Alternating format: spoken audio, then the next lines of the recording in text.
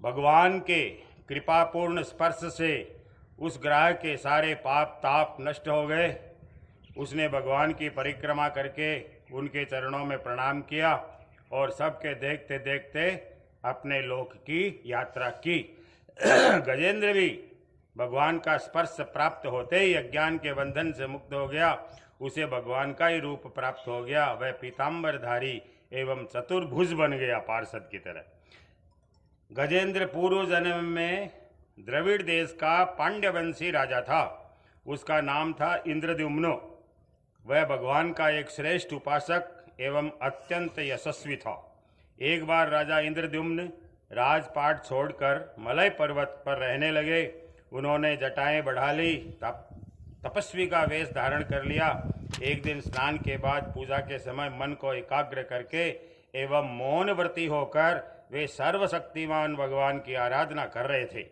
उसी समय देव योग से परम यशस्वी अगस्त्य मुनि अपनी शिष्य मंडली के साथ वहाँ आ पहुँचे। उन्होंने देखा कि यह प्रजा पालन और गृहस्थ उचित अतिथि सेवा आदि धर्म का परित्याग करके तपस्वियों की तरह एकांत में चुपचाप बैठकर उपासना कर रहा है। इसलिए वे राजा इंद्रद्युम्न पर क्रुद्ध हो गए।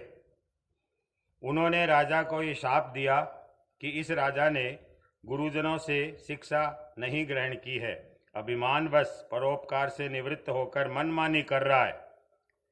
ब्राह्मणों का अपमान करने वाला ये हाथी के समान जड़ बुद्धि है, इसलिए इसे वही घोर अज्ञानमयी हाथी की योनि प्राप्त हो।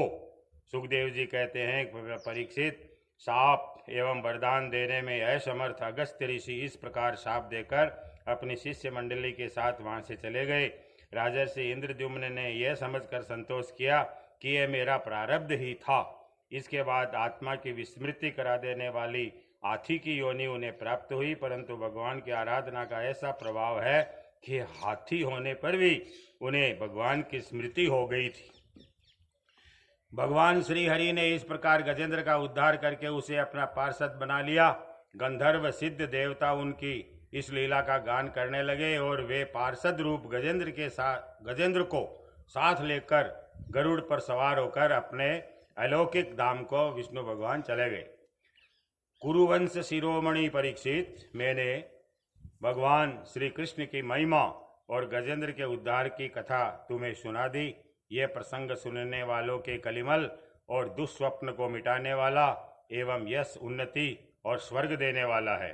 इसी से कल्याणकामी द्विजगण दुस्वप्न आदि की शांति के लिए प्रातःकाल जगते ही पवित्र होकर इस गजेंद्र मोक्ष स्तवन का पाठ करते हैं। परीक्षित, गजेंद्र की स्तुति से प्रसन्न होकर सर्वव्यापक एवं सर्वभूत स्वरूप श्री हरि भगवान ने सब लोगों के सामने ही उसे ये बात कही थी। श्री भगवान ने कहा, जो लोग रात के पिछले पहर में उठकर इंद्रिय निग्रह पूर्वक एकाग्र चित्त से मेरा, तेरा तथा इस सरोवर, पर्वत, कंदरा, वन, बैंत, कीचक और बांस के झुरमुट, यहाँ के दिव्य वृक्ष तथा पर्वत शिखर, मेरे ब्रह्मा जी और शिव जी के निवास स्थान, मेरे प्यारे धाम क्षीर सागर, प्रकाशमय श्वेतद्वीप, श्रीवत्स, कौस्तुभमणि, वनमाला, मेरी कौमुदी की गदा, सुदर्शन चक्र, पांचजन्य शंख, पक्षीराज गरुड़, मेरे सूक्ष्म कला स्वरूप शेष जी, मेरे आश्रय में रहने वाली लक्ष्मी देवी, ब्रह्मा जी, देवर्षि नारद, शंकर जी तथा प्रहलाद भक्तराज, मत्स्य, कच्छप, वराह आदि अवतारों में किए हुए मेरे अनंत पुण्यमय चरित्र, सूर्य, चंद्रमा, अग्नि, ओंकार, सत्य, मूल प्रकृति, गौ, ब्राह्मण, अविनाशी, सनातन धर्म, सोम, कश्यप और धर्म की पत्नी, दक्ष कन्याएं, गंगा, सरस्वती, अलकनंदा, यमुना, ऐरावत आदि भक्त शिरोमणि, वाह भगवान खूब गिना है, ध्रुव, 7 ब्रह्मर्षि और पवित्र कीर्ति, नल, युधिष्ठिर, जनक इत्यादि महापुरुषों का स्मरण करते हैं ना, वे समस्त पापों से छूट जाते हैं, क्योंकि ये सब के सब मेरे ही रूप है महापुरुष जो है। प्यारे गजेंद्र, जो लोग ब्राह्म मुहूर्त में जगकर तुम्हारी की हुई स्तुति से मेरा स्तवन करेंगे, मृत्यु के समय उन्हें मैं निर्मल बुद्धि का दान करूंगा। वाह। श्री सुखदेव जी कहते हैं, परीक्षित, भगवान श्री कृष्ण ने ऐसा कहकर देवताओं को आनंदित करते हुए अपना श्रेष्ठ शंख बजाया और गरुड़ पर सवार होकर चले गए। इति श्रीमद्भागवते महापुराणे पारमहंस्यां संहितायां अष्टमस्कंदे गजेंद्र मोक्षणम नाम चतुर्थोऽध्यायः। अब पंचमोध्याय है, अथ देवताओं का ब्रह्मा जी के पास जाना और ब्रह्माकृत भगवान की स्तुति। सुखदेव जी कहते हैं, परीक्षित, भगवान की यह गजेंद्र मोक्ष की पवित्र लीला समस्त पापों का नाश करने वाली है, इसे मैंने तुम्हें सुना दिया। अब रेवत मनवंतर की कथा सुनो। 5वें मनु का नाम था रेवत। वे चौथे मनु तामस के सगे भाई थे। उनके अर्जुन, बलि, विंध्य आदि कई पुत्र थे। उस मनवंतर में इंद्र का नाम था विभु और भूतरय आदि देवताओं के प्रधान गण थे। परीक्षित, उस समय हिरण्यरोमा, वेदशिरा, ऊर्ध्वबाहु आदि सप्तर्षि थे। उनमें शुभ्र ऋषि की पत्नी का नाम था विकुंठा। उन्हीं के गर्भ से वैकुंठ नामक श्रेष्ठ देवताओं के साथ अपने अंश से स्वयं भगवान ने वैकुंठ नामक अवतार लिया था। उन्होंने लक्ष्मी देवी की प्रार्थना से उनको प्रसन्न करने के लिए वैकुंठ धाम की रचना की थी। वह लोक समस्त लोकों में श्रेष्ठ है। उन वैकुंठ नाथ के कल्याण में गुण और प्रभाव का वर्णन मैं संक्षेप से तीसरे स्कंद में कर चुका हूँ। भगवान विष्णु के संपूर्ण गुणों का वर्णन तो वह करे जिसने पृथ्वी के परमाणुओं की गिनती कर ली है। छठे मनु चक्षु के पुत्र चाक्षुष थे। उनके पुरुष सुद्युम्न आदि कई पुत्र थे। इंद्र का नाम था मंत्रद्रुम तथा प्रधान देवगण थे आप्य आदि। उस मनवंतर में हविष्यमान वीरक आदि सप्तर्षि थे।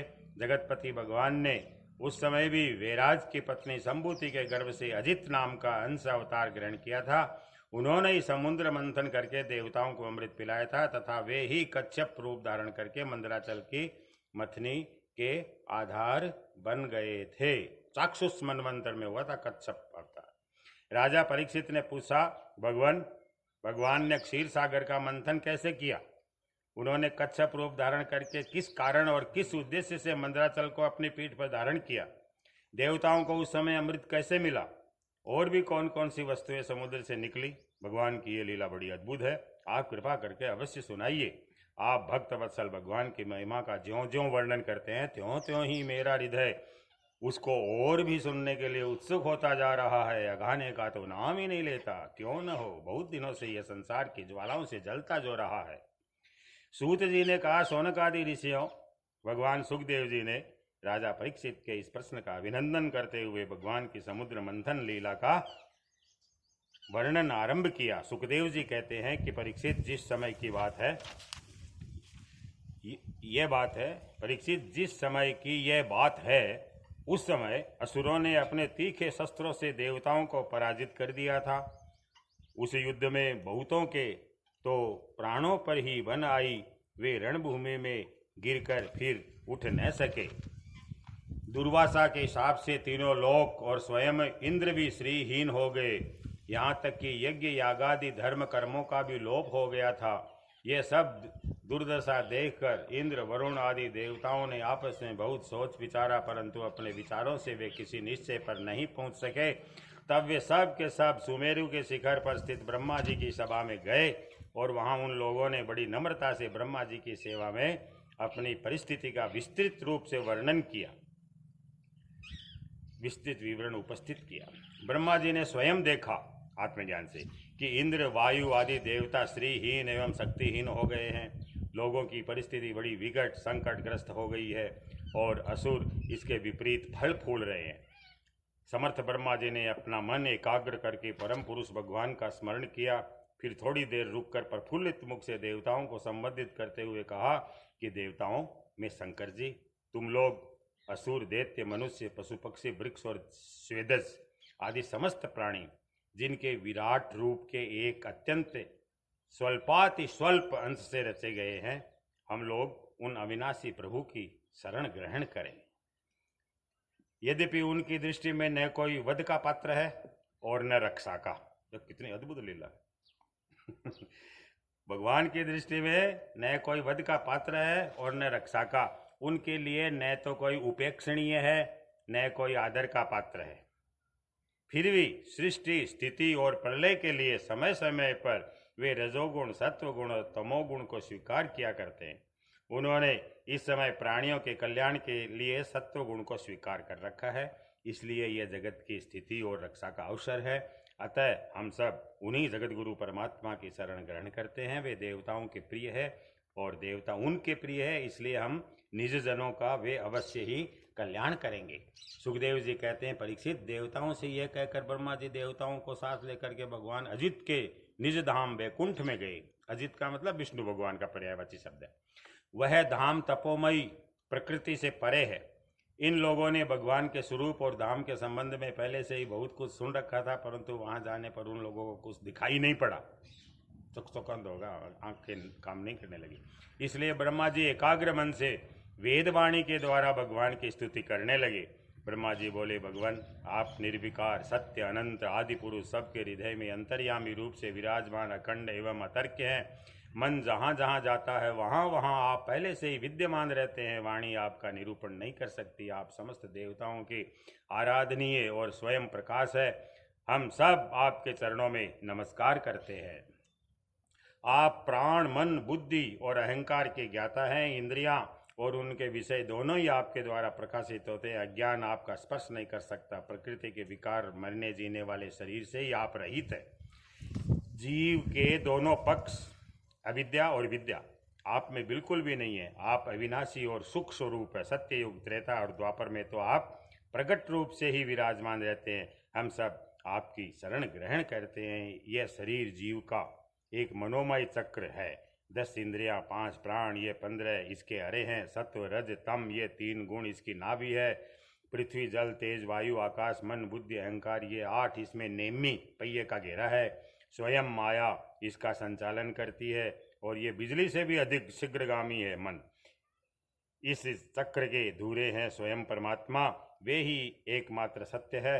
हम उनकी शरण में है, जो एकमात्र ज्ञान स्वरूप है, प्रकृति से परे है एवं अदृश्य है, जो समस्त वस्तुओं के मूल में स्थित अव्यक्त है और देश, काल अथवा वस्तु से जिनका पार नहीं पाया जा सकता, वही प्रभु इस जीव के हृदय में अंतर्यामी रूप से विराजमान रहते हैं और विचारशील मनुष्य भक्ति योग के द्वारा उन्हीं की आराधना किया करते हैं। जिस माया से मोहित होकर जीव अपने वास्तविक लक्ष्य अथवा स्वरूप को भूल गया है, वह उन्हीं की है और कोई भी उसका पार नहीं पा सकता। परंतु सर्वशक्तिमान प्रभु अपनी उस माया तथा उसके गुणों को अपने वश में करके समस्त प्राणियों के हृदय में समभाव से विचरण करते रहते हैं। जीव अपने पुरुषार्थ से नहीं, उनकी कृपा से ही उन्हें प्राप्त कर सकता है। हम उनके चरणों में नमस्कार करते हैं। यो तो हम देवता और ऋषिगण भी उनके परम प्रिय सत्वमय शरीर से उत्पन्न हुए हैं, फिर भी उनके बाहर भीतर एक रस प्रकट वास्तविक स्वरूप को नहीं जानते। तब रजोगुण एवं तमोगुण प्रधान असुर आदि तो उन्हें जान ही कैसे सकते हैं। उन्हीं प्रभु के चरणों में हम नमस्कार करते हैं। उन्हीं की बनाई हुई यह पृथ्वी उनका चरण है। इसी पृथ्वी पर जरायु, जंडज, स्वेदज, उद्भिज ये 4 प्रकार के प्राणी रहते हैं। वे परम स्वतंत्र, परम ऐश्वर्यशाली पुरुषोत्तम परम ब्रह्म हम पर प्रसन्न हो। यह परम शक्तिशाली जल उन्हीं का वीर्य है। इसी से तीनों लोक, समस्त लोकों के लोकपाल उत्पन्न होते हैं, बढ़ते, जीवित रहते हैं। वे परम ऐश्वर्यशाली परम ब्रह्म हम पर प्रसन्न हो। श्रुतियाँ कहती हैं कि चंद्रमा उस प्रभु का मन है। यह चंद्रमा समस्त देवताओं का अन्न, बल एवं आयु है। वही वृक्षों का सम्राट एवं प्रजा की वृद्धि करने वाला है। ऐसे मन को स्वीकार करने वाले परम ऐश्वर्यशाली प्रभु हम पर प्रसन्न हो। अग्नि प्रभु का मुख है। उसकी उत्पत्ति ही इसलिए हुई है कि वेद के यज्ञ, यागादि कर्मकांड पूर्ण रूप से संपन्न हो सके। यह अग्नि ही शरीर के भीतर जठराग्नि रूप से और समुद्र के भीतर वाडवानल के रूप से रहकर उनमें रहने वाले अन्न, जल आदि धातुओं का पाचन करता है एवं और समस्त द्रव्यों की उत्पत्ति भी उसी से होती है, अग्नि से। ऐसे परम ऐश्वर्यशाली भगवान हम पर प्रसन्न हो, जिनके द्वारा जीव देवयान मार्ग से ब्रह्मलोक को प्राप्त होता है, जो वेदों की साक्षात मूर्ति भगवान के ध्यान करने योग्य धाम है, जो पुण्य लोक स्वरूप होने के कारण मुक्ति के द्वार एवं अमृतमय है, काल रूप होने के कारण मृत्यु भी है। ऐसे सूर्य जिनके नेत्र है, वे परम ऐश्वर्यशाली भगवान हम पर प्रसन्न हो।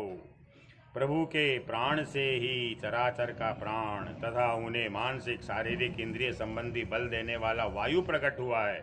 वह चक्रवर्ती सम्राट है, तो इंद्रियों के अधिष्ठात्री देवता हम सब के अनुचर ऐसे परम ऐश्वर्यशाली भगवान हम पर प्रसन्न हो, जिनके कानों से दिशाएं, हृदय से इंद्रिय, गोलोक और नाभि से वह आकाश उत्पन्न हुआ है, जो पांचों प्राण, दसों इंद्रियां, मन, पांचों असु, नाग, कूर्म, कृकल, देवदत्त और धनंजय एवं शरीर का आश्रय है, वे परम ऐश्वर्यशाली भगवान हम पर प्रसन्न हो, जिनके बल से इंद्र प्रसन्नता से समस्त देवगण, क्रोध से शंकर, जिनके बल से इंद्र प्रसन्नता से समस्त देवगण, जिनके बल से इंद्र और प्रसन्नता से समस्त देवगण, क्रोध से शंकर, बुद्धि से ब्रह्मा, इंद्रियों से वेद और ऋषि तथा लिंग से प्रजापति उत्पन्न हुए हैं, वे परम ऐश्वर्यशाली भगवान हम पर प्रसन्न हो, जिनके वक्षस्थल से लक्ष्मी, छाया से पितृगण, स्तन से धर्म, पीठ से अधर्म, सिर से आकाश और विहार से अप्सराएं प्रकट हुई है, वे परम ऐश्वर्यशाली भगवान हम पर प्रसन्न हो, जिनके मुख से ब्राह्मण एवं और अत्यंत रहस्यमय वेद, भुजाओं के क्षत्रिय बल, जंघाओं से वैश्य, उनकी वृत्ति, व्यापार कुशलता, चरणों से वेदवाह्य शूद्र, वेदवाह्य और उनकी सेवा आदि वृत्ति प्रकट हुई है, वे परम ऐश्वर्यशाली भगवान हम पर प्रसन्न हो, जिनके अधर से लोभ और ओष्ठ से प्रीति, नासिका से कांति, स्पर्श से पशुओं का प्रिय काम, मोहों से यम और नेत्र के रोमों से काल की उत्पत्ति हुई है, वे परम ऐश्वर्यशाली भगवान हम पर प्रसन्न हो। पंचभूत, काल, कर्म, सत्वादि गुण और जो कुछ विवेकी पुरुषों के द्वारा बाधित किए जाने योग्य निर्वचनीय या अनिर्वचनीय विशेष पदार्थ है, वे सब के सब भगवान की योग माया से ही बने हैं, ऐसा शास्त्र कहते हैं। वे परम ऐश्वर्यशाली भगवान हम पर प्रसन्न हो। प्रसीदताम न स महाविभूति। जो माया निर्मित गुणों में दर्शन आदि वृत्तियों के द्वारा आसक्त नहीं होते, वे वायु के समान सदा सर्वदा असंग रहते हैं, जिनमें समस्त शक्तियां शांत हो गई है, उन अपने आत्मानंद के लाभ से परिपूर्ण आत्मस्वरूप भगवान को हम नमस्कार करते हैं। प्रभो, हम आपके शरणागत हैं और चाहते हैं कि मंद मंद मुस्कान से युक्त आपका मुख कमल अपने इन्हीं नेत्रों से देखें। आप कृपा करके हमें उसका दर्शन कराइए। नमोस्तु तम तस्मा उपशांत शक्तये। श्लोक बढ़िया। नमोस्तु तस्मा उपशांत शक्तये स्वराज्य लाभ प्रतिपूरितात्मन गुणेषु माया रचितेषु वृत्तिभिः न सज्जमानाय नभस्वदूते। प्रभो, आप समय समय पर स्वयं ही अपनी इच्छा से अनेकों रूप धारण करते हैं और जो काम हमारे लिए अत्यंत कठिन होता है उसे आप सहज में ही कर देते हैं। आप सर्वशक्तिमान हैं, आपके लिए इसमें कौन सी कठिनाई है। विषयों के लोभ पढ़कर जो देहाभिमानी दुख भोग रहे हैं, उन्हें कर्म करने में परिश्रम और क्लेश तो बहुत अधिक होता है, परंतु फल बहुत कम निकलता है। अधिकांश में तो उनके विफलता ही हाथ लगती है, परंतु जो कर्म आपको समर्पित किए जाते हैं उनके करने के समय ही परम सुख मिलता है। वे स्वयं फल रूपी है। इसलिए श्री कृष्णार्पण मस्तु। सब कुछ परमात्मा को समर्पण करके ही सब काम करने चाहिए। भगवान को समर्पित किया हुआ छोटे से छोटा कर्माभास भी कभी विफल नहीं होता, क्योंकि भगवान जीव के परम हितैषी, परम प्रियतम और आत्मा ही है। जैसे वृक्ष की जड़ को पानी से सींचना रस की बड़ी बड़ी शाखाओं और छोटी छोटी डालियों को भी सींचना है, वैसे ही परमात्मा भगवान की आराधना, जैसे ही सर्वात्मा भगवान की आराधना संपूर्ण प्राणियों की और अपनी भी आराधना है, जो तीनों काल और उससे परे भी एक रस स्थित है, जिनकी लीलाओं का रहस्य तर्क वितर्क के परे है, जो स्वयं गुणों से परे रहकर भी सब गुणों के स्वामी है तथा उस समय सत्व गुण में स्थित है। ऐसे आपको बार बार नमस्कार करते हैं हम सब देवगण। इति श्रीमद्भागवते महापुराणे पारमहंस्यां संहितायां अष्टम स्कंदे अमृतमथने पंचमोध्याय है। सारे अध्याय में 5वें में ब्रह्मा जी ने भगवान विष्णु की प्रार्थना की है, स्तुति अच्छी है। अथ षष्ठोध्याय देवताओं और दैत्यों का मिलकर समुद्र मंथन के लिए उद्योग करना। अब काम कर सी उद्योग का मतलब काम। वसुदेव जी कहते हैं, वसुदेव नहीं, सुखदेव जी सुखदेव जी कहते हैं, परीक्षित, जब देवताओं ने सर्वशक्तिमान भगवान श्री हरि की इस प्रकार स्तुति करी तब वे उनके बीच में प्रकट हो गए। आएगा। उनके शरीर की प्रभा ऐसी थी मानो हजारों सूर्य एक साथ ही उगाए हों। भगवान की उस प्रभा से सभी देवताओं की आंखें चौंधिया गई। वे भगवान को तो क्या, आकाश, दिशाएं, पृथ्वी और अपने शरीर को भी नहीं देख सके, इतना चाकचक्य हो गया चारों तरफ। केवल भगवान शंकर और ब्रह्मा जी ने ही उस छवि का दर्शन किया। बड़ी ही सुंदर झांकी थी। मरकतमणि के समान स्वच्छ श्यामल शरीर, कमल के भीतरी भाग के समान सुकुमार नेत्रों में लाल लाल डोरियां, चमकते हुए सुनहरे रंग का रेशमी पीतांबर, सर्वांग सुंदर शरीर के रोम रोम से प्रसन्नता फूट पड़ती थी। धनुष के समान टेढ़ी भौहें और बड़ा ही सुंदर मुख, सिर पर महामणिमय किरीट और भुजाओं में बाजूबंद, कानों के झलकते हुए कुंडलों की चमक पड़ने से कपोल और भी सुंदर हो उठते थे, जिससे मुख कमल खिल उठता था। कमर में करदनी की लड़ियां, हाथों में कंगन, गले में हार, चरणों में नुपुर शोभायमान थे। वक्षस्थल पर लक्ष्मी और गले में कौस्तुभ मणि तथा वनमाला सुशोभित थी। कांची कलाप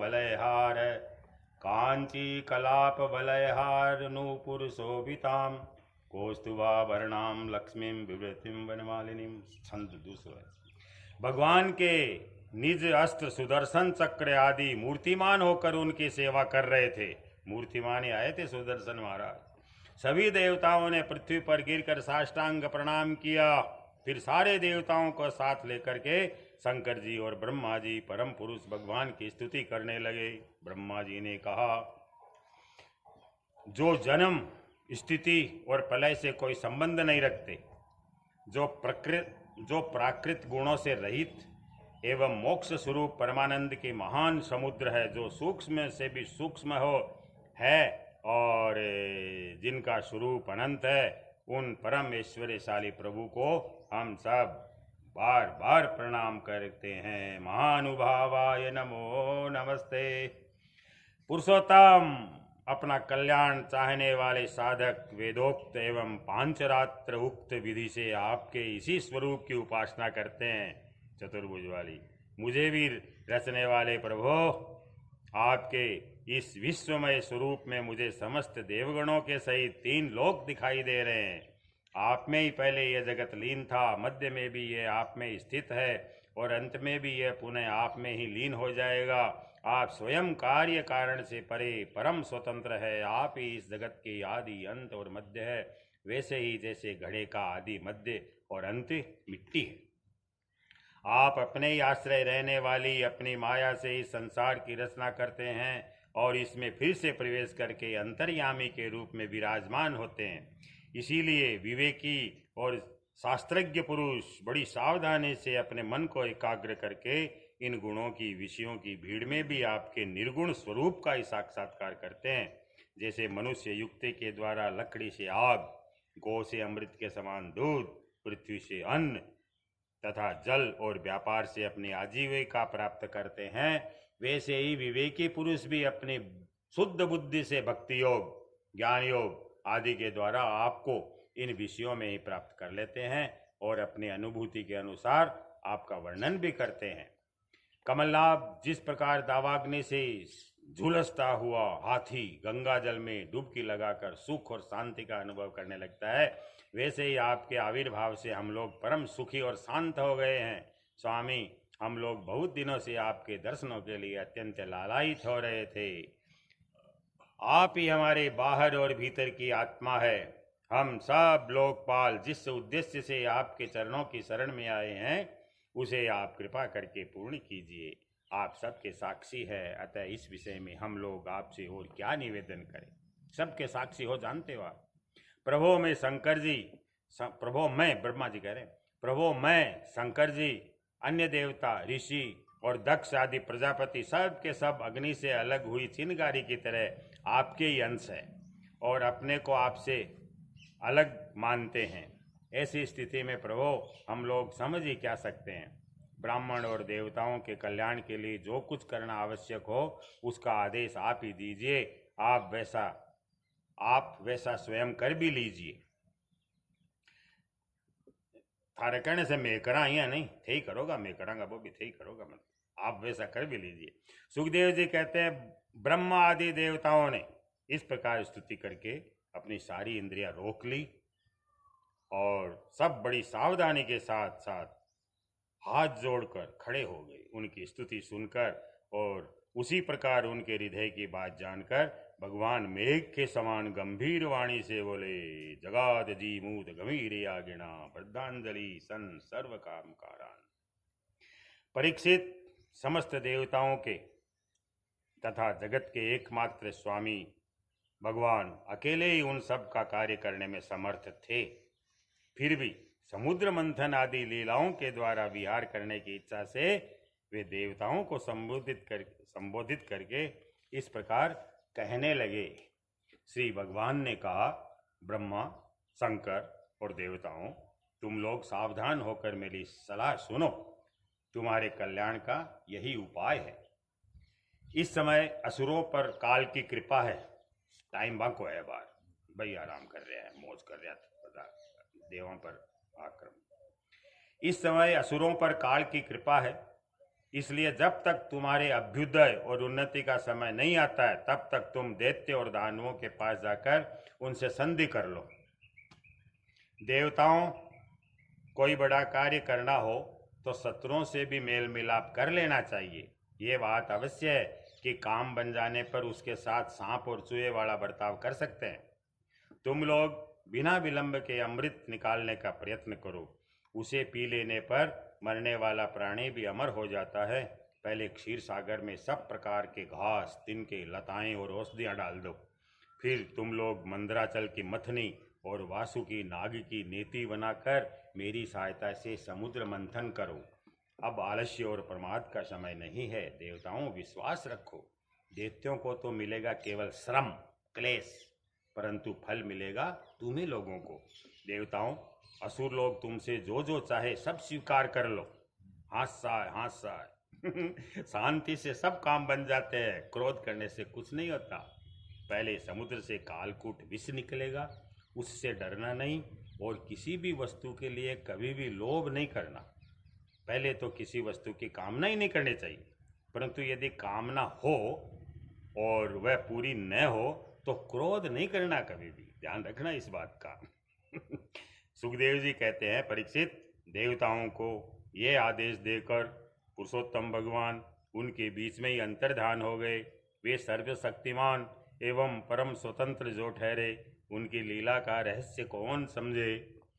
उनके चले जाने पर ब्रह्मा शंकर ने फिर से भगवान को नमस्कार किया मानसिक रूप से। वे अपने अपने लोकों को चले गए। तदनंतर इंद्रादि देवता राजा बलि के पास गए। भगवान विष्णु की आज्ञा के अनुसार हासा करवाने। देवताओं को बिना अस्त्र शस्त्र के सामने आते देख करके दैत्य सेनापतियों के मन में बड़ा क्षोभ हुआ। उन्होंने देवताओं को पकड़ लेना चाहा, परंतु दैत्यराज बलि संधि और विरोध के अवसर को जानने वाले एवं पवित्र कीर्ति से संपन्न थे। उन्होंने दैत्यों को वैसा करने से रोक लिया कि पकड़ो मत। इसके बाद देवता लोग बलि के पास पहुंचे। बलि ने तीनों लोकों को जीत लिया था। वे समस्त संपत्तियों से सेवित और असुर सेनापतियों से सुरक्षित होकर अपने राज सिंहासन पर बैठे हुए थे। बलि महाराज, बुद्धिमान इंद्र ने बड़ी मधुर वाणी से समझाते हुए राजा बलि से ये सब बातें कही, जिनकी शिक्षा स्वयं भगवान ने उन्हें दी थी। वह बात दैत्यराज बलि को जच गई। वहां बैठे हुए दूसरे सेनापति संबर, अरिष्टनेमी, त्रिपुर निवासी असुरों को भी यह बात बहुत अच्छी लगी। तब देवता और असुरों ने आपस में संधि समझौता करके मित्रता कर ली। और परीक्षित, वे सब मिलकर अमृत मंथन के लिए पूर्ण उद्योग करने लगे। इसके बाद उन्होंने अपनी शक्ति से मंदराचल को उखाड़ लिया और ललकारते हुए तथा गरजते हुए उसे समुद्र की ओर ले चले। उनकी भुजाएं परिघ के समान थी। शरीर में शक्ति थी और अपने अपने बल का घमंड तो था ही, परंतु एक तो वह मंदर पर्वत ही बहुत भारी था और दूर से और एक तो वह मंदर पर्वत बहुत ही भारी था और दूसरे उसे ले जाना भी बहुत दूर था। इससे इंद्र बलि आदि सब के सब हार गए। तब ये किसी प्रकार भी मंदराचल को आगे न ले जा सके, तब विवश होकर उन्होंने उसे रास्ते में पटक दिया। कौन सा लदोन्या सही।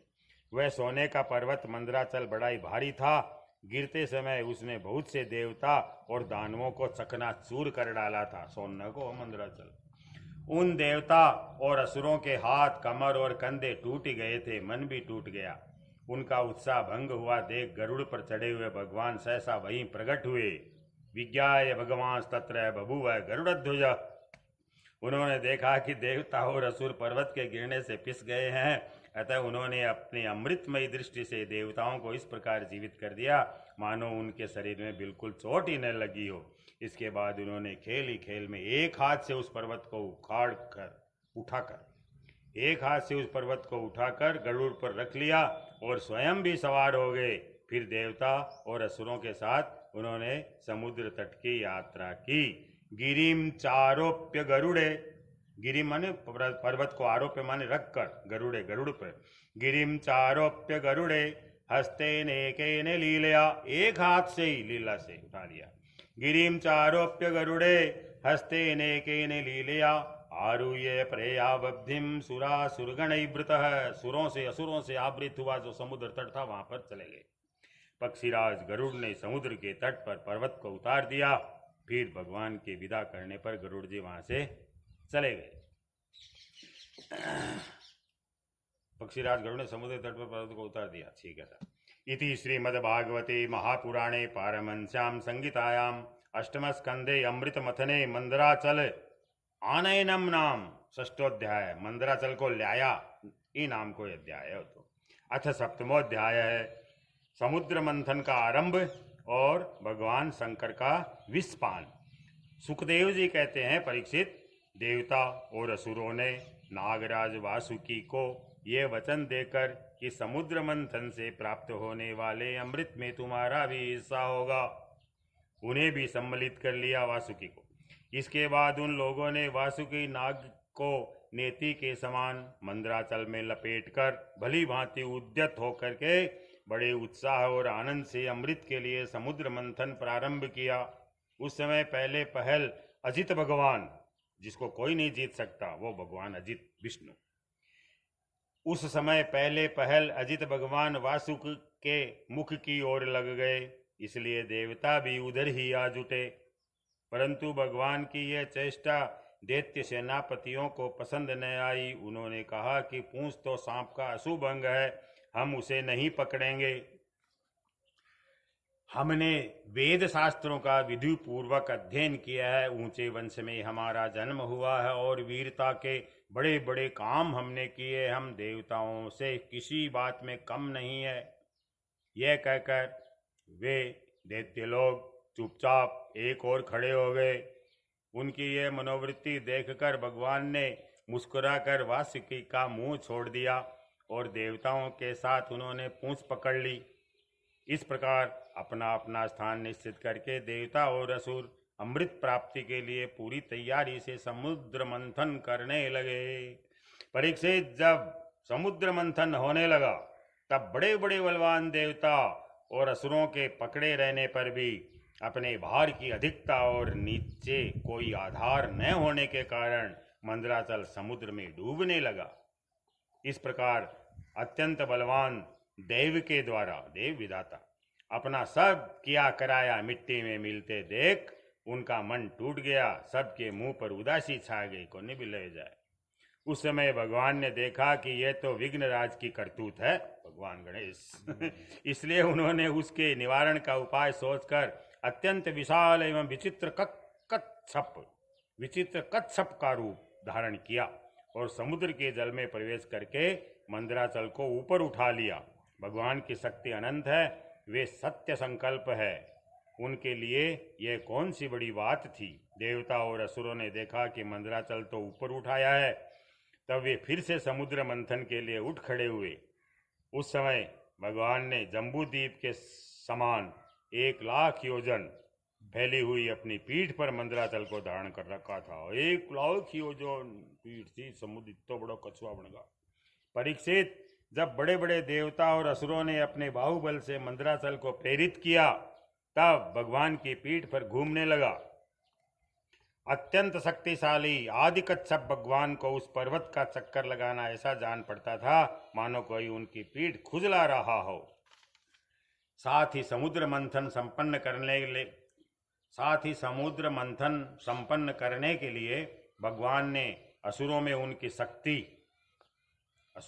शक्ति बल को बढ़ाते हुए असुर रूप से प्रवेश किया। भगवान ने असुरों में, वैसे उन्होंने देवताओं को उत्साहित करते हुए उनमें देव रूप से प्रवेश किया और वासुकी नाग में निद्रा के रूप से प्रवेश किया।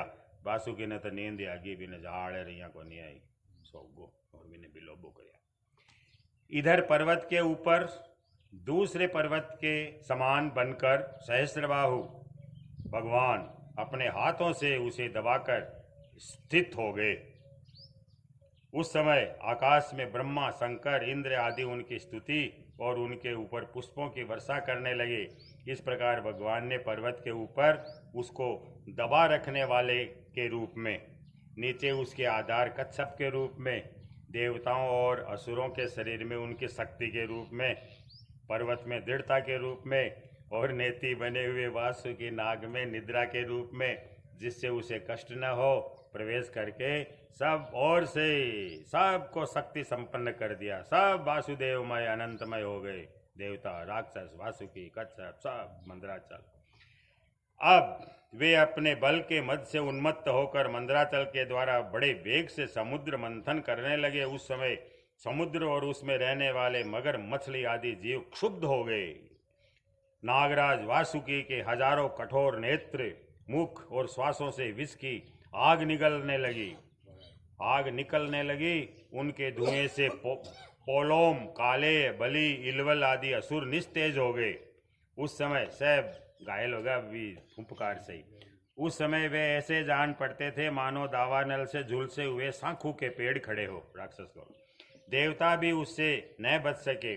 वासुकी के श्वास की लपटों से उनका भी तेज फीका पड़ गया।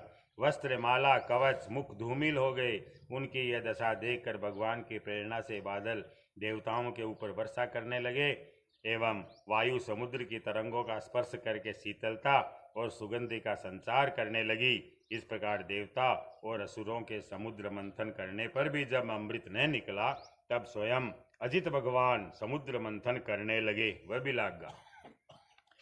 मेघ के समान सांवले शरीर पर सुनहरा पीतांबर, कानों में बिजली के समान चमकते हुए कुंडल, सिर पर लहराते हुए घुंघराले बाल, नेत्रों में लाल लाल रेखाएं और गले में वनमाला सुशोभित हो रही थी। संपूर्ण जगत को अभयदान करने वाले अपने विश्व विजयी भुजदंडों से वासुकी नाग को पकड़कर तथा कूर्म रूप से पर्वत को धारण करके जब भगवान मंदराचल की मथनी से समुद्र मंथन करने लगे, उस समय वे दूसरे पर्वतराज के समान बड़े ही सुंदर लग रहे थे। खूब विशाल रूप बना लिया चतुर्भुज का।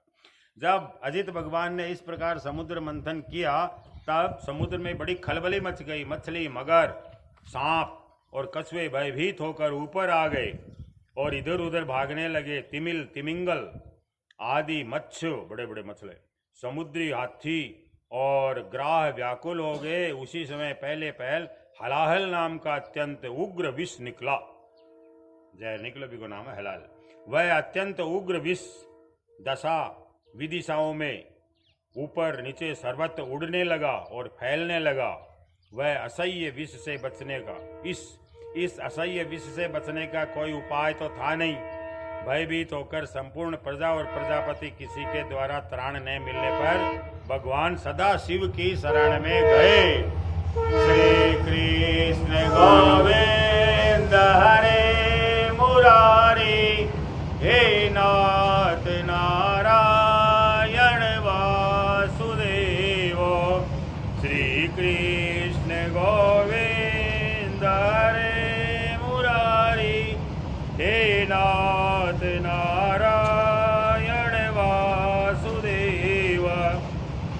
श्री कृष्ण गोविंद हरे मुरारी, हे नाथ नारायण वासुदेव। वासुदेव।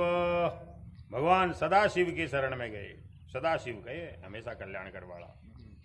भगवान शंकर सती जी के साथ कैलाश पर्वत पर विराजमान थे। बड़े बड़े ऋषि मुनि उनकी सेवा कर रहे थे। वे वहाँ तीनों लोकों के अभ्युदय मन कल्याण और मोक्ष के लिए तपस्या कर रहे थे। प्रजापतियों ने उनका दर्शन करके उनकी स्तुति करते हुए उन्हें प्रणाम किया। प्रजापतियों ने भगवान शंकर की स्तुति की।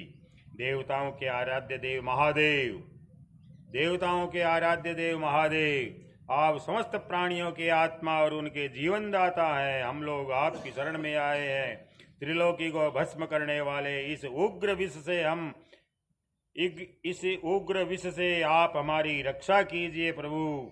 सारे जगत को बांधने और मुक्त करने में एकमात्र आप ही समर्थ है। इसलिए विवेकी पुरुष आपकी आराधना करते हैं, क्योंकि आप शरणागत की पीड़ा नष्ट करने वाले एवं जगत गुरु है। सरल श्लोक है। त्वमेक सर्व जगत ईश्वरो बंध मोक्षयो त्वं त्वाम अर्चन्ति कुशला त्वं त्वाम अर्चन्ति कुशला प्रपन्नार्ति हरम गुरुम। प्रपन्नार्ति हरम, प्रपन्न माने शरण मायड़ को कष्ट दूर कर ले।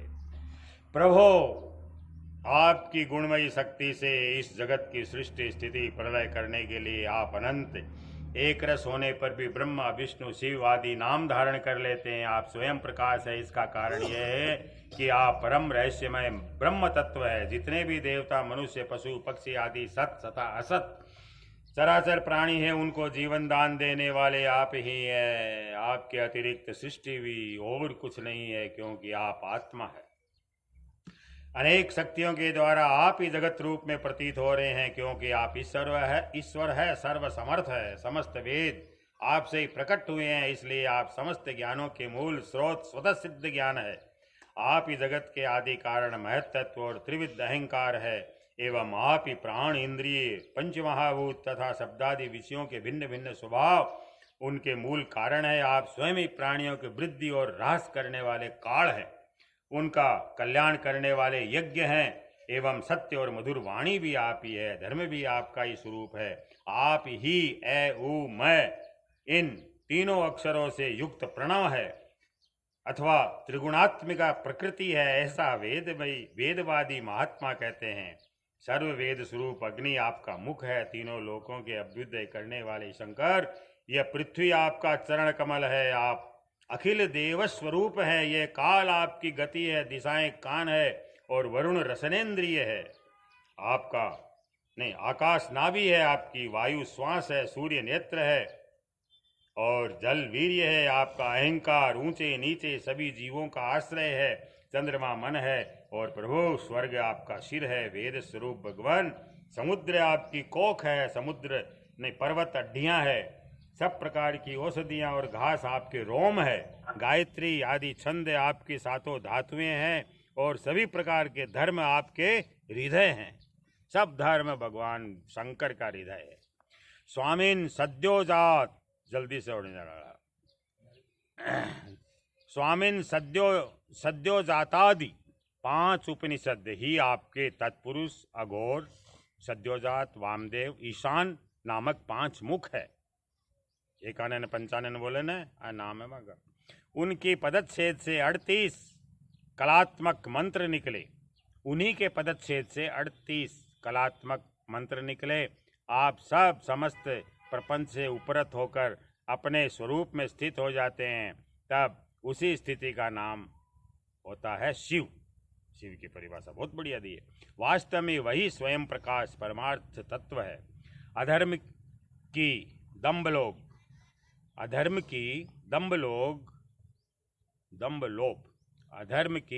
लोभ आदि तरंगों में आपकी छाया है, जिनसे विविध प्रकार की सृष्टि होती है।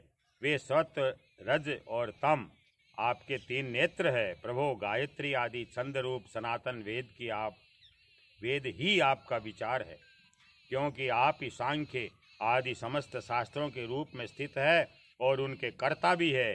भगवान आपका परम ज्योतिर्मय स्वरूप स्वयं ब्रह्म है। उसमें न तो रजोगुण तमोगुण सत्वगुण और न किसी प्रकार का भेदभाव ही। आपके उस स्वरूप को सारे लोकपाल यहाँ तक कि ब्रह्मा विष्णु और देवराज इंद्र भी नहीं जान सकते। आपने कामदेव, दक्ष के यज्ञ, त्रिपुरासुर, कालकूट विष, जिसको आप अभी अभी अवश्य ही पी जाएंगे, ब्रैकेट में लिखे है, कालकूट विष और अनेक जीवद्रोही असुरों को नष्ट कर दिया है, परंतु यह कहने से आपकी कोई स्तुति नहीं होती, क्योंकि प्रलय के समय आपका बनाया हुआ यह विश्व आपके ही नेत्र से निकली हुई आग की चिंगारी एवं लपट से जलकर भस्म हो जाता है, और आप इस प्रकार ध्यान मग्न रहते हैं कि आपको इसका पता ही नहीं चलता। जीवन मुक्त आत्माराम पुरुष अपने हृदय में आपके युगल चरणों का ध्यान करते रहते हैं तथा आप स्वयं ही निरंतर ज्ञान और तपस्या में लीन रहते हैं। फिर भी सती के साथ रहते देखकर जो आपको आसक्त एवं शमशानवासी होने के कारण उग्र अथवा निष्ठुर बतलाते हैं, वे मूर्ख आपकी लीलाओं का रहस्य भला क्या जाने। उनका वैसा कहना निर्लज्जता से भरा हुआ है।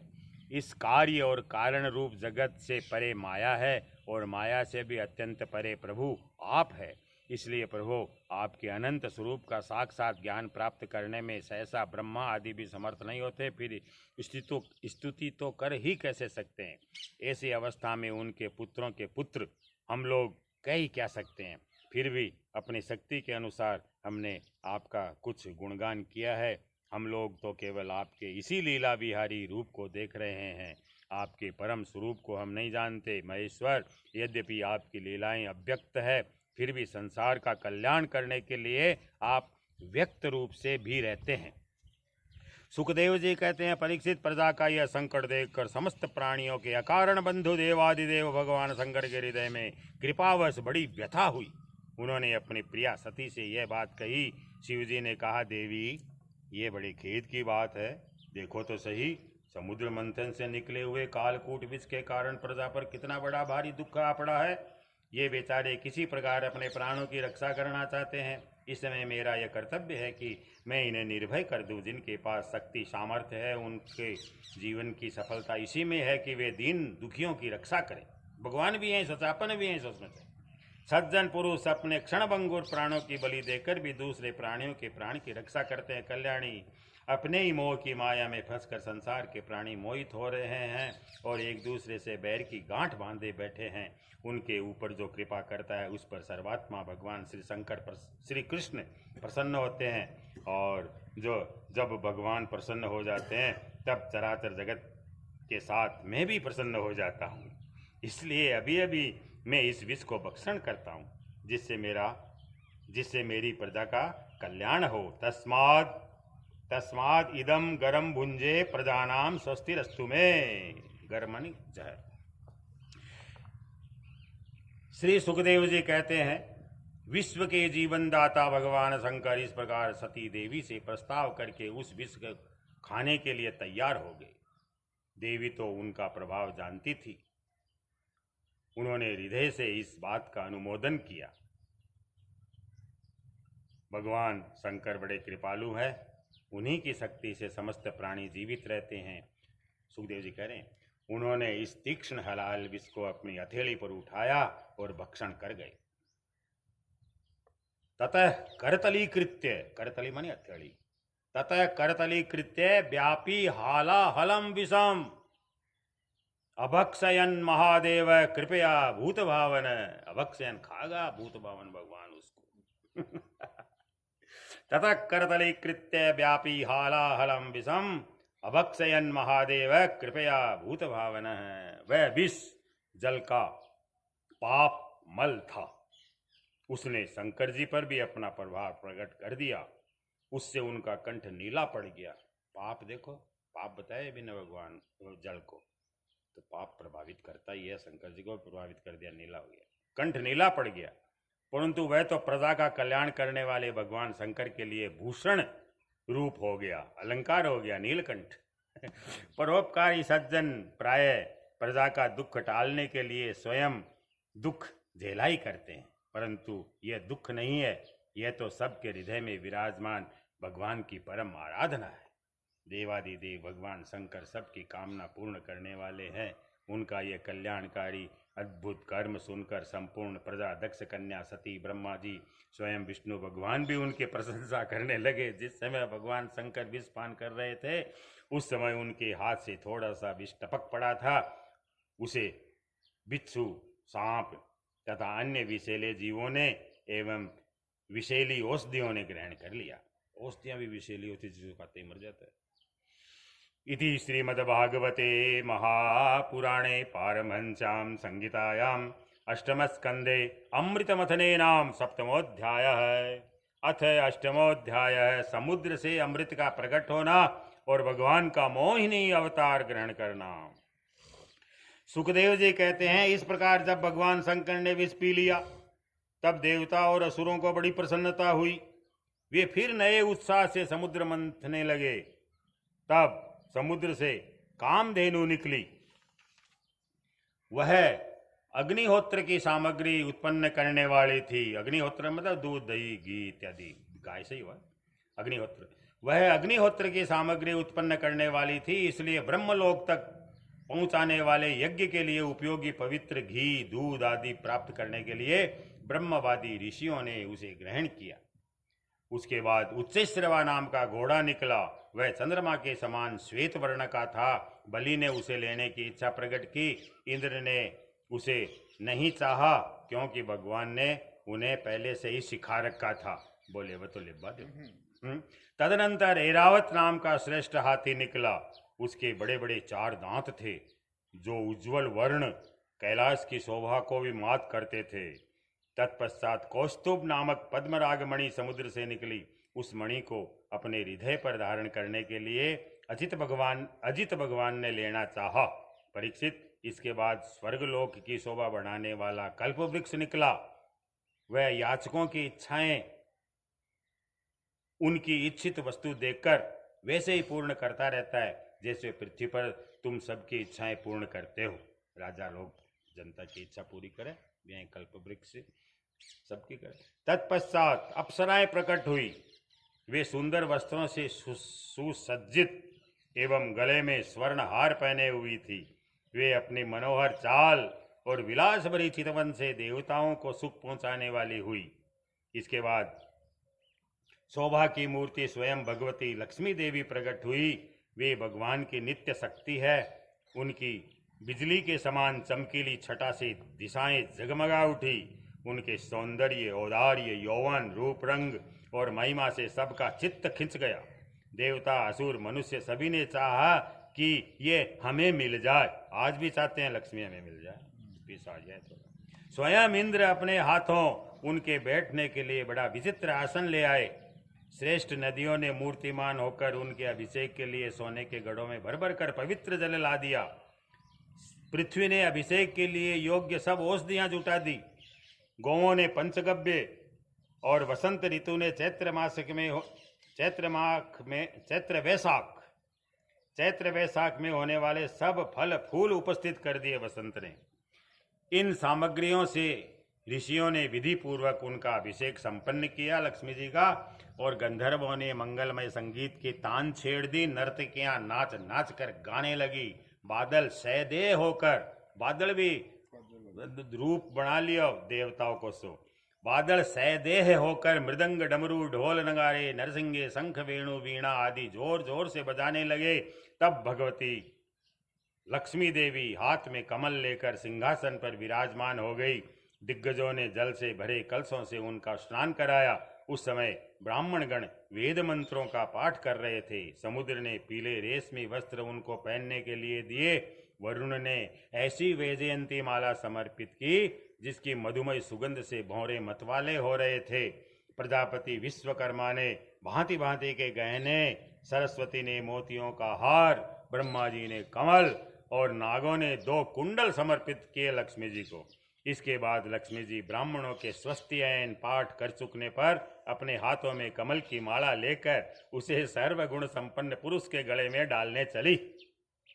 माला के आसपास उसकी गंध से मतवाले हुए भौरे गुंजार कर रहे थे। उस समय लक्ष्मी जी के मुख की शोभा अवर्णनीय हो रही थी। सुंदर कपोलों पर कुंडल लटक रहे थे। लक्ष्मी जी कुछ लज्जा के साथ मंद मंद मुस्कुरा रही थी। उनकी कमर बहुत पतली थी, दोनों स्तन बिल्कुल सटे हुए और सुंदर थे। उन पर चंदन और केसर का लेप किया हुआ था। जब वे इधर उधर चलती थी तब उनके पाजेब से बड़ी रुनक झुनक की आवाज निकलती थी। ऐसा जान पड़ता था मानो कोई सोने की लता इधर उधर घूम रही है। वे चाहती थी कि मुझे कोई निर्दोष और समस्त उत्तम गुणों से युक्त अविनाशी पुरुष मिले। कौन? वे चाहती थी कि मुझे कोई निर्दोष समस्त उत्तम गुणों से नित्य युक्त, कदे कदे नहीं, नित्य युक्त अविनाशी पुरुष मिले तो मैं उसे अपना आश्रय बनाऊं, वर्ण करूं। परंतु गंधर्व, यक्ष, असुर, सिद्ध, चारण, देवता आदि में कोई भी वैसा पुरुष उनको नहीं मिला। वे मन ही मन सोचने लगी कि कोई तपस्वी तो है, परंतु उन्होंने क्रोध पर विजय प्राप्त नहीं किए। किन्हीं में ज्ञान तो है, परंतु वे पूरे अनासक्त नहीं है। कोई है तो बड़े महत्वशाली, परंतु वे काम को नहीं जीत सके। किन्हीं में ऐश्वर्य भी बहुत है, परंतु वह ऐश्वर्य ही किस काम का जब उन्हें दूसरों का सहारा लेना पड़े। स्वाब दूसरों को सहारा लेना ही पड़े जिंदगी में। किन्हीं में धर्माचरण तो है, परंतु प्राणियों के प्रति वे प्रेम का पूरा बर्ताव नहीं करते। त्याग तो है, परंतु केवल त्याग ही तो मुक्ति का कारण नहीं है। किन्हीं में वीरता तो अवश्य है, परंतु वे भी काल के पंजे से बाहर नहीं है। अवश्य ही कुछ महात्माओं में विषयाशक्ति नहीं है, परंतु वे तो निरंतर अद्वैत समाधि में ही लीन रहते हैं। किसी ऋषि ने आयु तो बहुत लंबी प्राप्त कर ली, परंतु उनका शील मंगल भी मेरे योग्य नहीं है। किन्हीं में शील मंगल भी है, परंतु उनकी आयु का कुछ ठिकाना नहीं। अवश्य ही किन्हीं में दोनों की बातें हैं, अवश्य ही किन्हीं में दोनों ही बातें हैं, परंतु वे अमंगल वेश में रहते हैं। रहे एक भगवान विष्णु, उनमें सभी मंगलमय गुण नित्य निवास करते हैं, परंतु वे मुझे चाहते नहीं हैं। इस प्रकार सोच विचार कर अंत में लक्ष्मी जी ने अपने चिर अभिष्ट भगवान को ही वर के रूप में चुना, क्योंकि उनमें समस्त सद्गुण नित्य निवास करते हैं। प्राकृत गुण उनका स्पर्श नहीं कर सकते। अणिमा आदि समस्त गुण उनको चाह करते हैं, परंतु वे किसी की अपेक्षा नहीं रखते। वास्तव में लक्ष्मी जी के एकमात्र आश्रय भगवान ही है। इसी से उन्होंने उन्हीं को वर्ण किया। लक्ष्मी जी ने भगवान के गले में वह नवीन कमलों की सुंदर माला पहना दी, जिनके चारों ओर झुंड के झुंड मत वाले मधुकर गुंजार कर रहे थे। इसके बाद लज्जापूर्ण मुस्कान और प्रेमपूर्ण चितवन से अपने निवास स्थान उनके वक्षस्थल को देखती हुई, भगवान के वक्षस्थल को देखती हुई वे उनके पास जाकर के खड़ी हो गई। जगत पिता भगवान ने जगत जननी समस्त संपत्तियों की अधिष्ठात्री देवता लक्ष्मी जी को अपने वक्षस्थल पर ही सर्वदा निवास करने का स्थान दिया। लक्ष्मी जी ने वहां विराजमान होकर अपनी करुणा भरी चितवन से तीनों लोकपति और अपनी प्यारी प्रजा की अभिवृद्धि की। उस समय शंख, तुरही, मृदंग आदि बाजे बजने लगे। गंधर्व अप्सराओं के साथ नाचने गाने लगे। इससे बड़ा भारी शब्द होने लगा। ब्रह्मा, रुद्र, अंगिरा आदि सब प्रजापति पुष्प वर्षा करते हुए भगवान के गुण स्वरूप लीला आदि के यथार्थ वर्णन करने वाले मंत्रों से उनकी स्तुति करने लगे। देवता, प्रजापति, प्रजा सभी लक्ष्मी जी की कृपा दृष्टि से शील आदि उत्तम गुणों से संपन्न होकर बहुत सुखी हो गए। परीक्षित, इधर जब लक्ष्मी जी ने दैत्य और दानवों की उपेक्षा कर दी, तब वे लोग निर्बल, उद्योग रहित, निर्लज्ज और लोभी हो गए।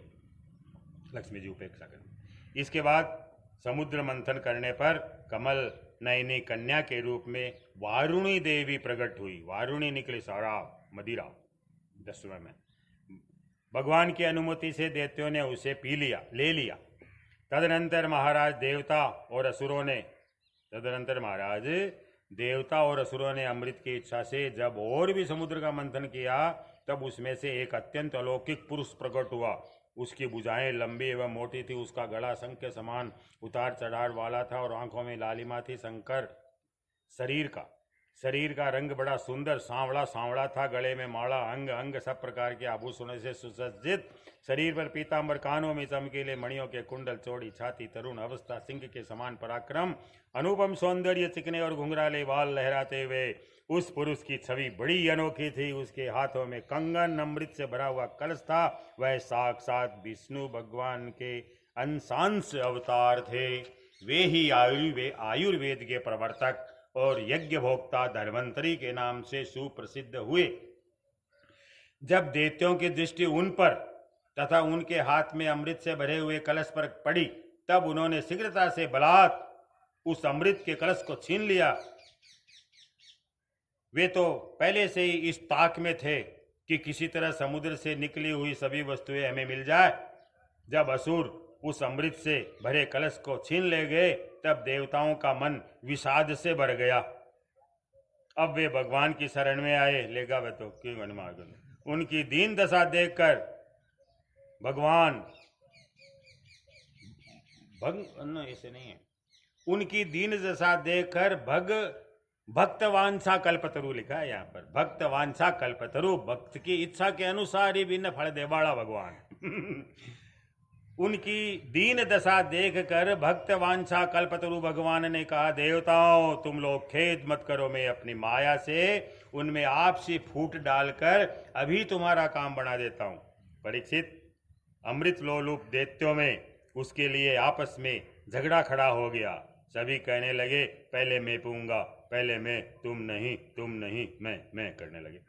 उनमें जो दुर्लभ थे, जो दुर्बल थे बेचारे, वे उन बलवान दैत्यों का विरोध करने लगे। जिन्होंने कलश छीनकर अपने हाथों में कर लिया था, वे ईर्ष्यावश धर्म की दुहाई देकर उनको रोकने और बार बार कहने लगे कि भाई, देवताओं ने भी हमारे बराबरी परिश्रम किया, उनको भी यज्ञ भाग के समान इसका भाग मिलना चाहिए, यही तो सनातन धर्म है। इस प्रकार इधर दैत्यों में तू मैं हो रही थी, और उधर सभी उपाय जानने वाले स्वामी चतुर शिरोमणि भगवान ने अत्यंत अद्भुत और अवर्णनीय स्त्री का रूप धारण किया। शरीर का रंग नील कमल के समान श्याम एवं देखने ही योग्य था। अंग प्रत्यंग बड़े ही आकर्षक थे। रमणी, अवर्णनीय स्त्री, मोहिनी। दोनों कान बराबर, कर्णफूल से सुशोभित थे। सुंदर कपोल, ऊंची नासिका, रमणीय मुख। नई जवानी के कारण स्तन उभरे हुए थे। उन्हीं के भरोसे, उन्हीं के भार से कमर पतली हो गई।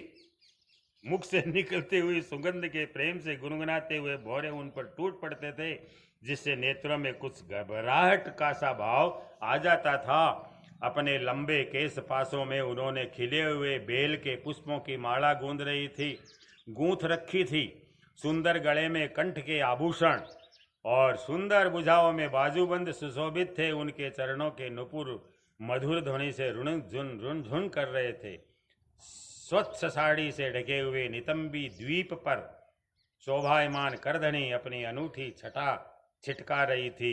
अपनी सलज्ज मुस्कान, नाचती हुई तिरछी भौहें और विलास भरी चितवन से मोहिनी रूपधारी भगवान दैत्य सेनापतियों के चित्त में बार बार कामोद्दीपन करने लगे। काम भावना जगा दी भगवान विष्णु ने।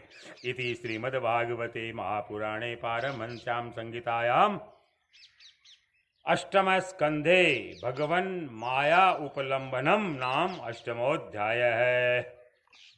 श्री कृष्ण गोविंद हरे मुरारी, हे नाथ